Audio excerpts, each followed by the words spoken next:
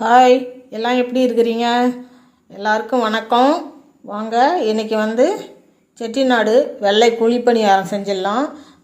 அதுக்கு இந்த கப்பால் ஒரு கப்பு பச்சரிசி எடுத்துருக்கிறேன். இதை ஒரு 2 மணி நேரம் நல்லா கழுவிட்டு ஊற வச்சிடலாம். அரிசி எடுத்த கப்புலேயே அரை கப்பு லேஸ் அவுள் எடுத்துருக்கிறேன். இந்த அவுள் இன்னும் கொஞ்சம் நேரம் கழித்து ஊற வச்சுக்குவோம். அரைக்கிறதுக்கு கொஞ்சம் நேரம் 5 நிமிஷம் இருக்கும்போது ஊற வச்சு அரைச்சிக்கலாம். வாங்க, இப்போ அரிசியை ஊற வச்சுருவோம். அரிசி ஒரு 2 மணி நேரம் ஊறிடுச்சு. இப்போ இதை தண்ணியை வடிச்சிட்டு எடுத்துக்கலாம். அவுள் 5 நிமிஷம் இருக்கும்போது தான் ஊற வச்சேன். இதுவும் நல்லா ஊறிடுச்சு. இதையும் தண்ணியை வடிச்சிட்டு எடுத்துக்கலாம். நம்ம எந்த கப்பால் அரிசி எடுத்தோமோ அதே கப்பால் அரை மூடி தேங்காய் இந்த மாதிரி வெள்ளையாக அடியில் இந்த கருப்பெல்லாம் இருக்கும்ல, அது இல்லாமல் திருவி எடுத்துக்கங்க. வாங்க, இதை இப்போ தண்ணியை வடிச்சிட்டு அரைச்சிக்கிட்டு வந்துடுவோம்.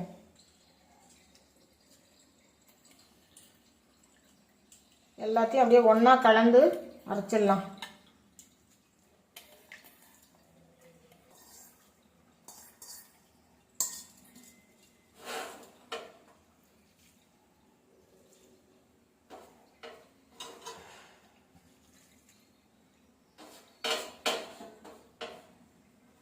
மிக்சி ஜாரில், சின்ன ஜாரில் போட்டு அரைச்சிக்குவோம். நீங்கள் நிறையா இருந்ததுன்னா கிரைண்டரில் கூட அரைச்சிக்கலாம். இந்த பாருங்க, இந்த மாதிரி நைஸாக அரைச்சிக்கலாம்.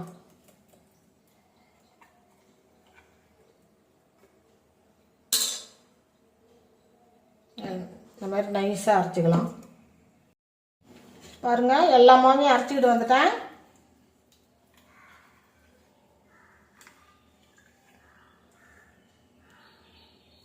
இதில் கொஞ்சமாக தண்ணி ஊற்றி கழுவி ஊற்றிக்குவோம்.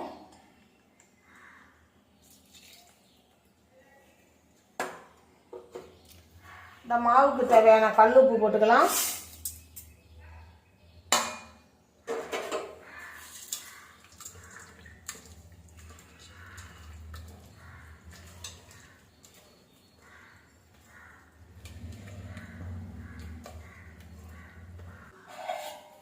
அப்படியே மூடி வச்சுருவோம். இது ஒரு 6லேருந்து ஒரு 8 மணி நேரம் புளிக்கிட்டோம். அதுக்கப்புறம் எடுத்து நம்ம பணியாரம் ஊற்றிக்கலாம். ஒரு 8 மணி நேரம் ஆயிடுச்சு. நல்லா மாவு அப்படியே புளிச்சு வந்திருக்குது.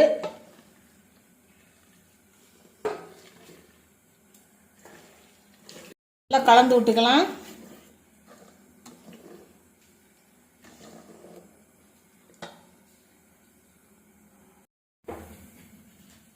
அடுப்பில் கல் வச்சுட்டேன், பணியார கல் வச்சுட்டேன். கொஞ்சம் கொஞ்சம் எண்ணெய் ஊற்றிக்கலாம்.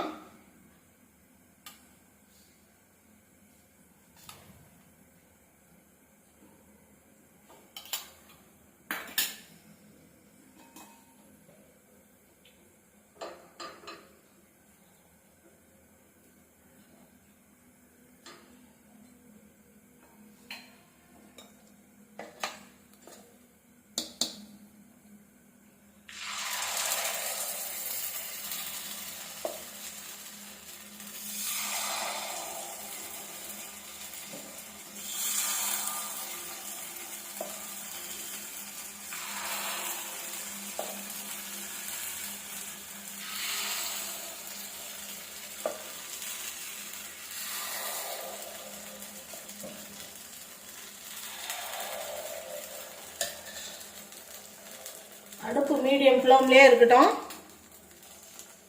தீ அதிகமாக இருந்ததுன்னா இப்போ பணியாரம் கலர் மாறிடும்.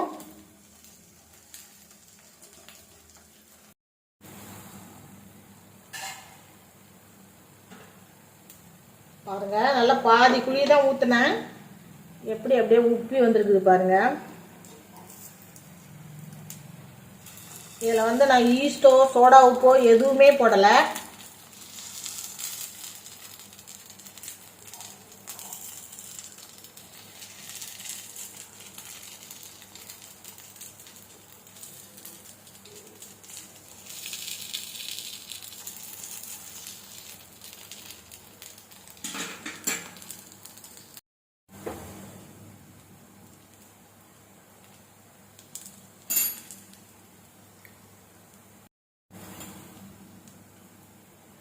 அங்கே ரெடி ஆகிடுச்சு. இப்போ எடுத்துடலாம்.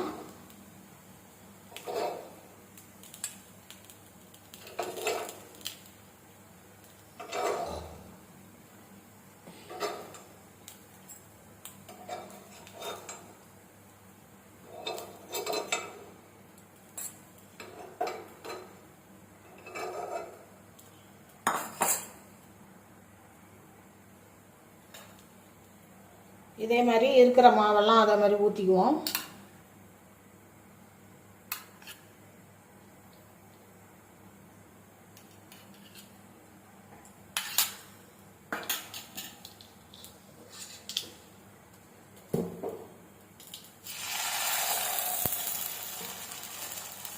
பாதி குழிக்கு மட்டும் ஊற்றிக்குங்க.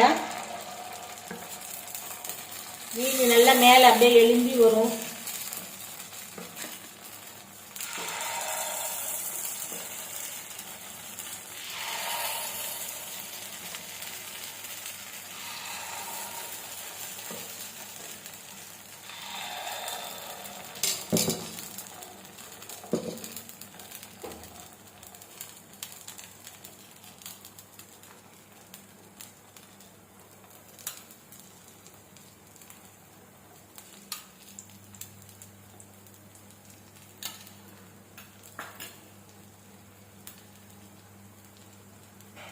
அடுப்பு சிம்மிலேயே இருக்கட்டும். அப்போ தான் பணியாரம் கலர் மாறாமல் இருக்கும்.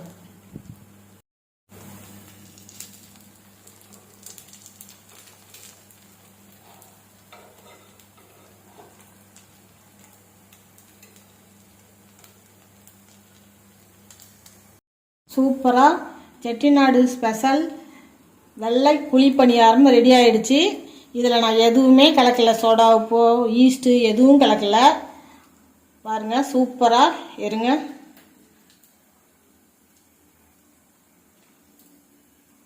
சூப்பராக ரெடி ஆகிடுச்சு. சட்னி நான் இதுக்கு தேங்காய் சட்னியும் வச்சுருக்கேன், கார சட்னியும் வச்சுருக்கேன். இருங்க தொட்டு சாப்பிட்டு பார்க்கலாம்.